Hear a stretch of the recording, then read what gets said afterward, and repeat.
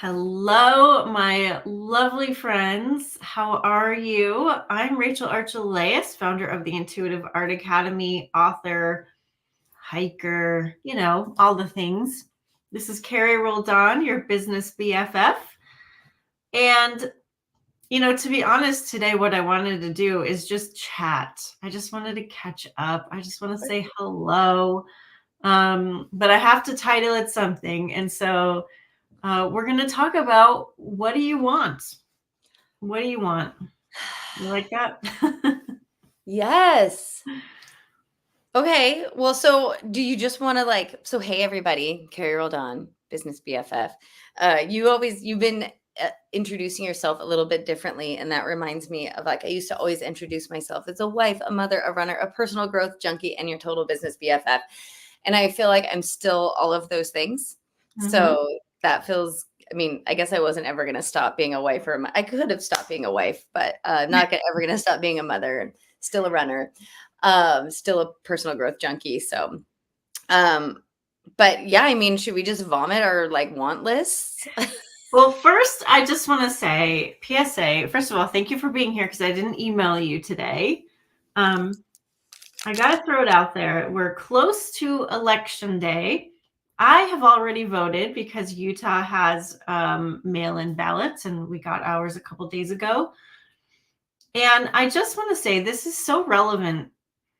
I hear, for the most part, the biggest thing I hear from this community in general, I'm not talking about you specifically, but in general, is that we don't need to worry about politics. We're above politics. It's not of our concern. It's 3D. It's everyone's, corrupt anyway. So why bother voting?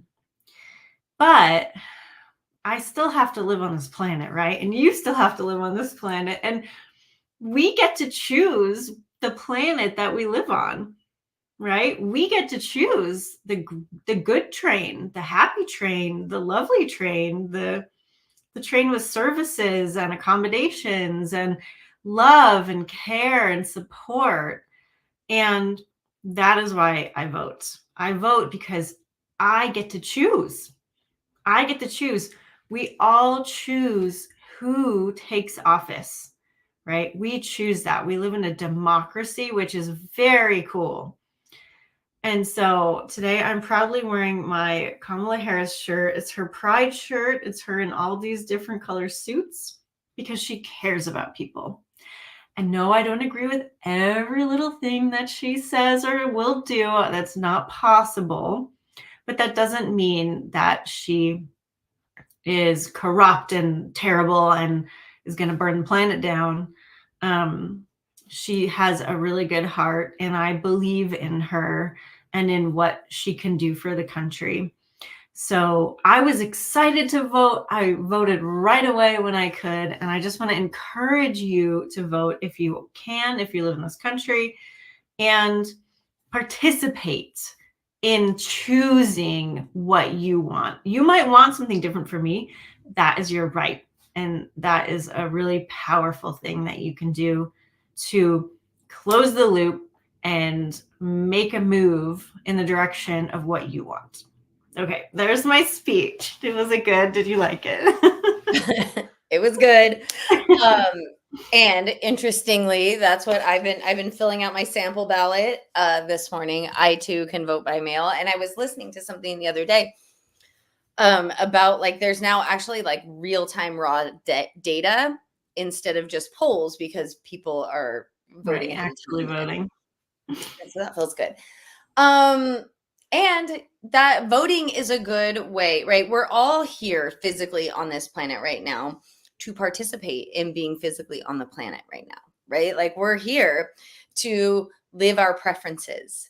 We're here and so part of that is, right, voting, having a say, living your preferences. So if we haven't yet convinced you to vote, damn it, go vote. Yeah, I've lived now for over a decade in states that generally don't agree with me. And so you could say, why should I bother voting when the Electoral College is going to vote against me, right? I've lived in Arizona. That actually did flip last time. which is so exciting. And I live in Utah right now, who is not probably going to vote my choice overall, but I still get to do it. I do it for me. I do it for me. So whatever you do it for you, because whether it's deciding that you actually want peanut butter and jelly instead of a tuna sandwich for lunch, or you want to vote for your own candidate, regardless of what other people are doing, it really matters. Like when you put into action the things that are inside of you, your preferences, your desires, that does make a difference in your life, regardless of, what the stakes are. And I just want to offer a little hope for Utah. You never know. Exactly. You never know. Because I think about, 2016 and what, people weren't very vocal about their preferences, but their vote spoke volumes. So, yeah. And then I think about, and I don't know this for sure, but there's been a lot more women voting than men, at least early on. And, reproductive rights might have a lot to do with that. And so you never know. Yeah. Yeah. Well, That's why we forget about 2016, but yes, but what it showed, right? What it showed was like, oh, there's a lot of people who felt a certain way who weren't out really being super loud about it. yeah. And it wasn't until the votes happened that we were like, oh. And so it could very much be that way in Utah, that there's a lot of people who feel a certain way that aren't being very loud about it because they perceive that it's not a popular opinion. But maybe it is. Well, regardless, I get to live in my happy bubble. I just love it. I love it, love it, love it. And I bet you do too, when your own happy bubble is actually what's happening on the outside too. That feels so good. I love that. Just like Jonathan Van Ness just announced that they have written a book with one of my favorite authors, Julie Murphy. And so that is like when my happy bubble goes on the outside. That is a perfect example, because now I get to read the book by two people I really like. I love that. Yes. Okay, Rachel. What do you want? Okay. So everyone who's here, all few of you, put in the, actually, if you're watching the replay too, put in the chat or the comments, what do you want? What do you wish that was inside of you is outside of you? Because that's possible, y'all. That's what we get to do here on this planet. We get to manifest physically what we want. What I love that the way that you stated that is you said, what is inside of you that you want to see outside of you? That's such a good way to phrase that question. Because by asking what's inside of me, you have to activate it inside of me. Like I have to find it. I'm not finding the lack of it, right? I'm finding like, ooh, what is it that feels so good that I want more of in my outside world? Definitely more of this feeling right now, more of just joyful sharing, more showing up and shining a light. I freaking love that. More of that. More abundance with ease. Like that is so in me, that like just easy allowing of money and opportunity and serendipity. Like that lives. Can you guys feel that? Like that so lives in us. I would like more of that. Yes. Yes, yes, yes. And I think I would like more nail polish that is the same formula as this, because it's so pretty. So that's amazing.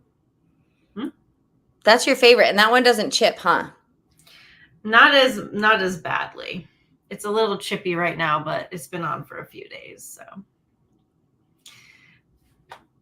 I just hosted a certification Q&A event yesterday. That was so much fun. I'm editing that for you right now, and I'll email that out after this. And you guys, guess what? It is time to do. It's time for me to apply to my PhD. So that's another thing I want. I decided the other day, I was thinking it over, like, do I want to break in between? Do I still want to go for it? Where do I want to apply? Do I want to apply for a funded position in Connecticut at UConn? I was looking at their labs. I was looking at a school in California. And so I've decided what I want, and I've decided to apply. So that's exciting. Well, that leads me to another want. So I am glad because I now want that for you. But also, you and I were talking about intuitive art and wanting intuitive art to be as well recognized. I can't believe I didn't make you mark a poll about this morning because I think I said it to like 2 other people. Ooh. But more as recognized as like Reiki or EFT or something like that. And I said the word researched, right? Like research backed, right? I want intuitive art to, because I think, or at least your method of intuitive art, right? To be as well like researched and documented and things like that as EFT and as Reiki. And so it's perfect timing that you would be getting your PhD. Well, I just happen to be becoming a research scientist. I mean, who would have thought? Who would have thought?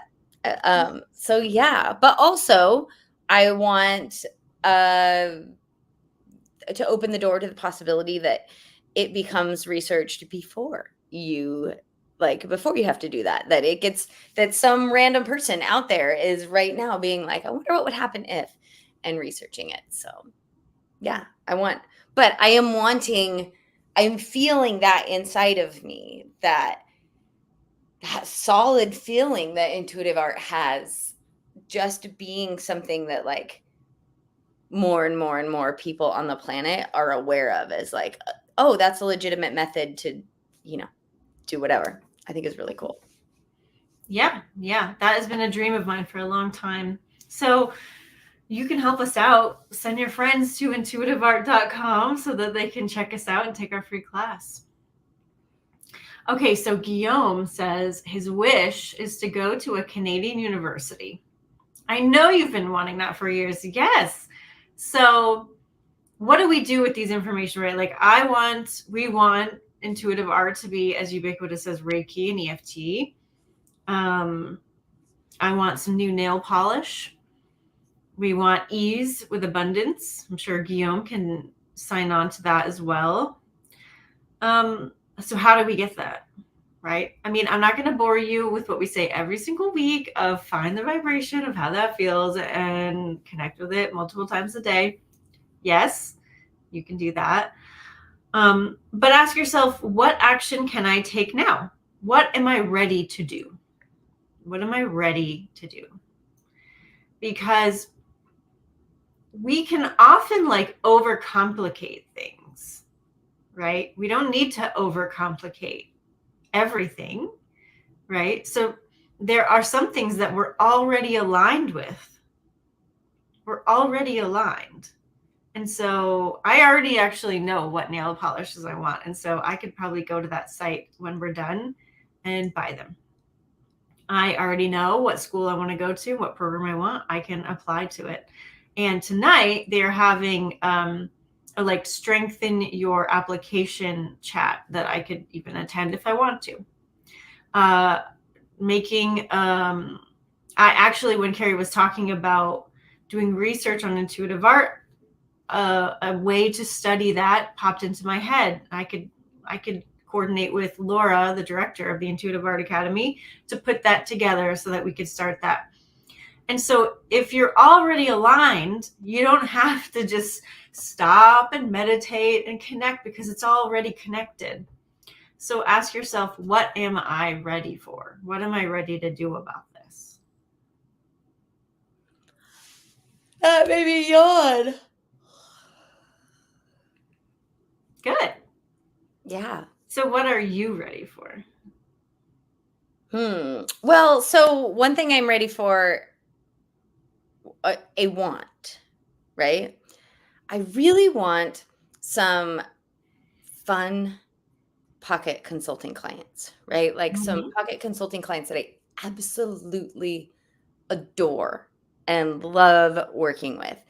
And so I can obviously tap into the feeling of that. But then what am I ready to do about it?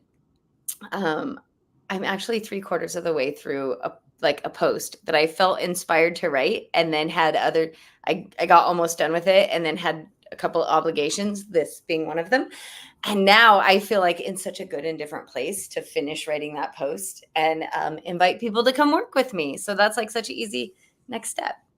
I love that. Yes, exactly. Yes. Oh, we got a cat. And with Oh my goodness. Baby is sleeping in the laundry basket on top of my puffy coat. I don't know if I'll be able to turn this enough for you. Oh, I there see it. she is. I feel like she does that regularly. She does, but not on my coat, like a cat in a puffy coat. That's like heaven. I was at the park yesterday and I saw 2 chihuahuas in sweatshirts. And I thought Oh, the cutest. Guillaume, I want to go back to you in the Canadian University for just a second. Because I know that's a want. And I want to know, is you at the Canadian University? Like, is that in you? Can you feel yourself there and like imagine yourself? Do you know what Canadian University you want to go to and what it would look and feel like to, walk between the buildings? Or I don't know where in Canada you want to go, but I imagine it's pretty cold there, wherever it is. Have you seen yourself in the puffy jacket there? And can you feel who you are at that Canadian university? Can you feel who you are in that place? And then is there something you can do today? yeah. Because What probably if you have a question about what you want? Because I'm questioning something that we've kind of talked about a little bit. So, but it's coming back into my world. So, I think last year, 2 years ago, when I started running again, I was like, I know I kind of want to do an ultra, like an ultra marathon. And I've never run a marathon. I've never run a half marathon. But I just ultras like that long endurance thing. I think that's what I'm built for. It's what I enjoy. I feel like once I hit a certain pace, like I could just go forever. And I love being outside. I love that kind of like community aspect. And our head coach at my gym right now, he does like Spartan ultras and like Tough Mudder, like obstacle course race ultras. And he's actually really good. He just got third place in the Dallas. I don't remember what brand it was, but the Dallas Ultra obstacle course. And he's going to the World Championships next week, which is so cool. And so here I have at my disposal someone who I could talk to who is really good at it. And yeah, it's back. So I don't really know what to do with it except maybe ask him some questions. But yeah, so there's something I'm not sure how ready I am to do anything. I'm not sure if I really want it. And so that's a really common thing. You don't have to like absolutely know for sure every single thing you want. You can be curious and let that lead you too. So I'm letting it lead me. I was going to say they always come back, Yeah. like you might ask him a few questions and be met with resistance. Like, I don't know if you guys saw my face, but when she mentioned Spartan, I was like, ugh. Because my husband I did. don't really want to do the obstacle courses so much. I'm interested in the endurance running. But Like, that's all I'm getting at, right? Is like the Spartan was enough to be like, oh, no, you actually don't want to do that, right? Like, but really, like you're just curious and you know that at some point in your life, you are going to find yourself out on those trails for a very long time, right? yes. You're going to do that. And so you can just let your curiosity lead you, have a conversation with that guy or not. Like it may or may not come up, but like, oh, that's a point of connection for me. Oh, that's what I feel like. I like noticing the breadcrumbs. So as you guys know, I will eventually be a lottery jackpot winner. And I was born to be one, you guys. And so I like noticing the breadcrumbs. I like noticing when the jackpot hits the number. I have like a baseline number because I don't need to win a small jackpot. I get to win a really nice one. So I noticed that. I also know several people who have won lottery jackpots. And so I remember that. Like, how many people on the planet are connected to multiple lottery jackpot winners? Like, probably not that many. I don't noticed know any.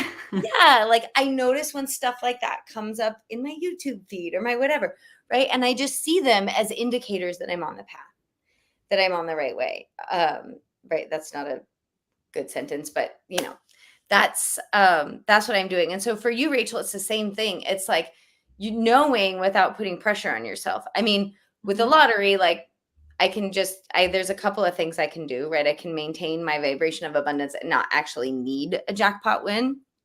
Right? I can buy a ticket when I feel like I want to buy a ticket. I can also just expect that maybe a ticket's going to come to me in a way where I don't even have to buy it. Like, that would be amazing. But regardless, there's not like a laundry list of there's not like a how-to checklist, where there might be for you, like, well, I could get a book on it. I could you could rate yourself a list of things to do to get ready for an ultra. But what I like about the way you're approaching it is like when you're ready, the book will appear, or you'll just decide to that app. And I do live in the right place for it. We have lots of ultras here in Utah. People love getting outside here.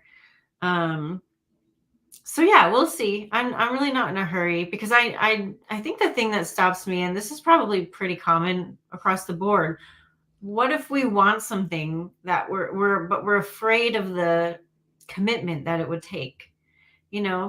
Like if I start running ultras, I need to spend a heck of a lot of time outside running because you can't just run 100 miles or something out of nowhere, right? And I don't really necessarily want to do 100 miles, but those exist. There's 250-mile races, which is bonkers. Well, as you were talking about, I was thinking, I have a friend who runs those 250-mile races. Yeah. I was talking to her husband. They were talking about her race schedule, and she was signing up for one. And he's like, "Oh, I mean, she can run 100 miles. Like Yeah. that's like easy training day for her." So, not an easy training day, but the fact that like if I sign up for a 5K, like I can run a 5K, right? Like I can run a 10K. More than that, without any if I wasn't a runner, if I wasn't doing it all the time, that might be like a challenge. So the fact that she's in her fitness where she might not be a perfect place for it, but they're like, oh, she can run 100 miles. She's also a professional runner though. Oh, sure. I just mean like it's the same like, oh, 100 miles. No big deal. Yeah. But like I'm not a professional runner. I'm never gonna win anything. But never say never. Never say never. But yeah, but it's fun. And Carrie and I both follow this incredible athlete, Ali Ostrander, on YouTube. And I mean, Carrie's been aware of her forever because she's in the track and field world. I discovered her when she started a YouTube channel.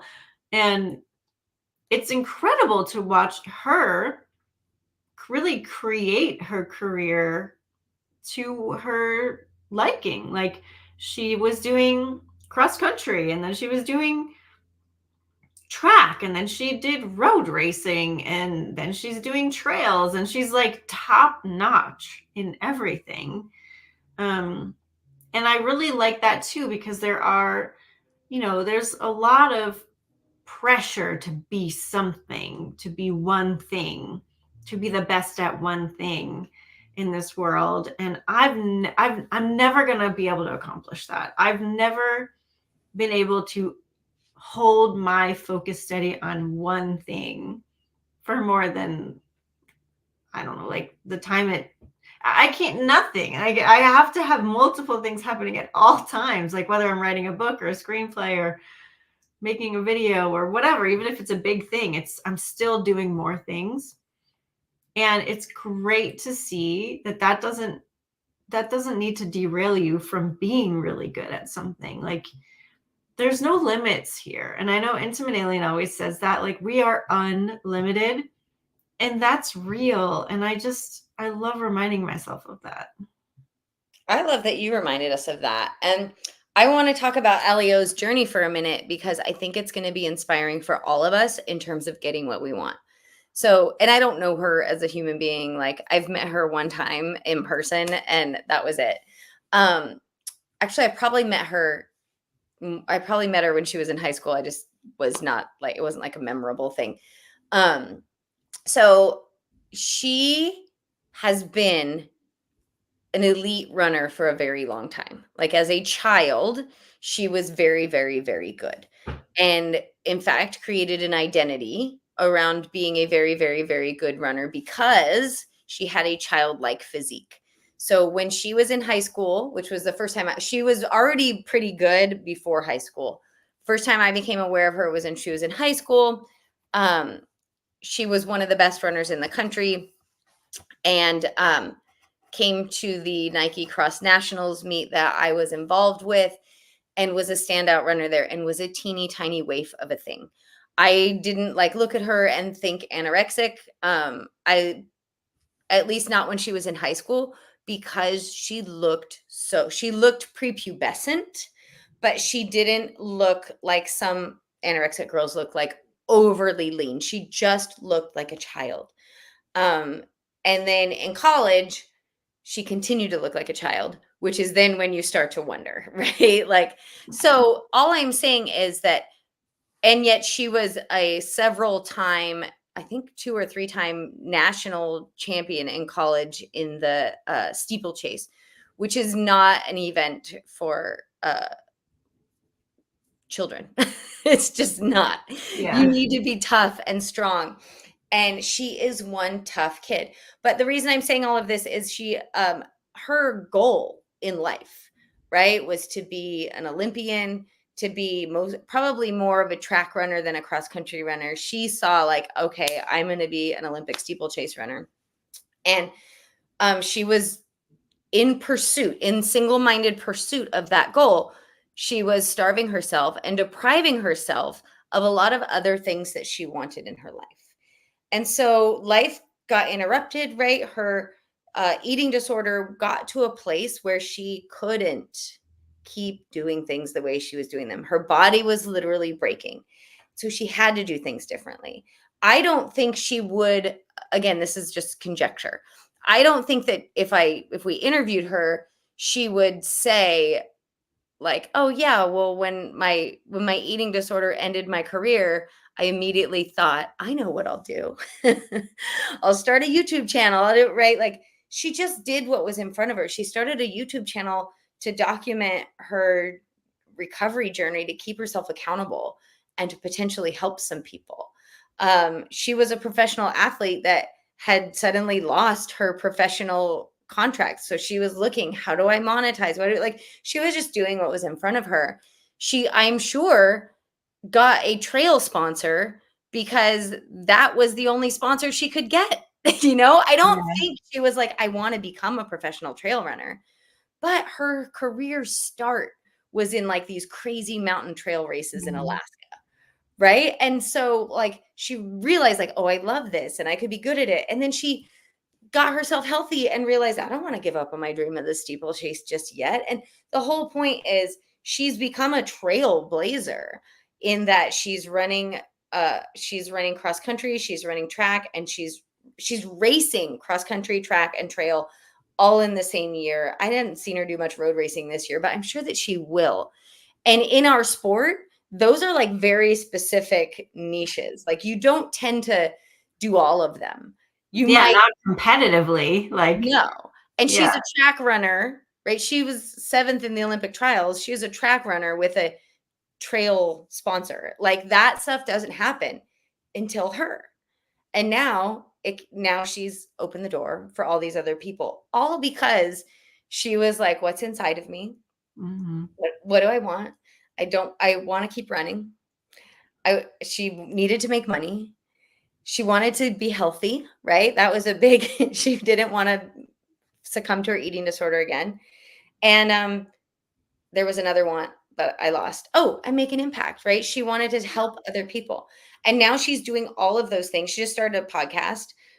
She's doing all of those things in a way that just kind of unfolded, not in like the, sit at your desk and write a list and map it all out perfectly. She just said yes to the next thing.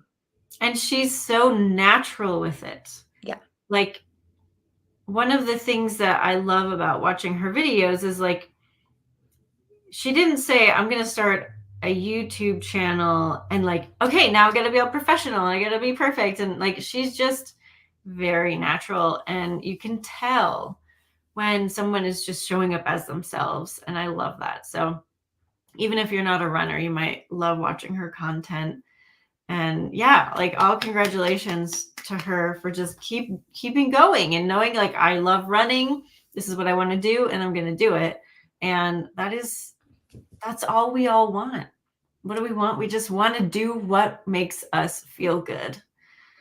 And I know we're slightly over on time, but I've been saying this a lot lately, and I think it's because I need the reminder. So I'm just remembering what Jerry Hicks says about like, whatever that thing was that you wanted as a child, you'll get the essence of that as long as you don't stop it, right? And so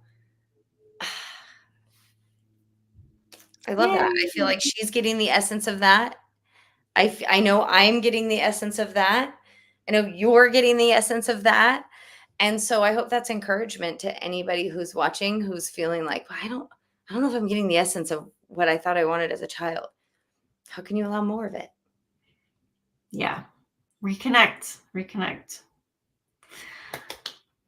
Okay, my friends. Well, we love spending time with you. We can't wait to hear about what it is that you want and what is your favorite inspirational story that you want to share with us. Let us know in the comments. We will see you again next week on a very spooky edition where it will be Halloween. And I'm going to be dressing up because that's what I love to do.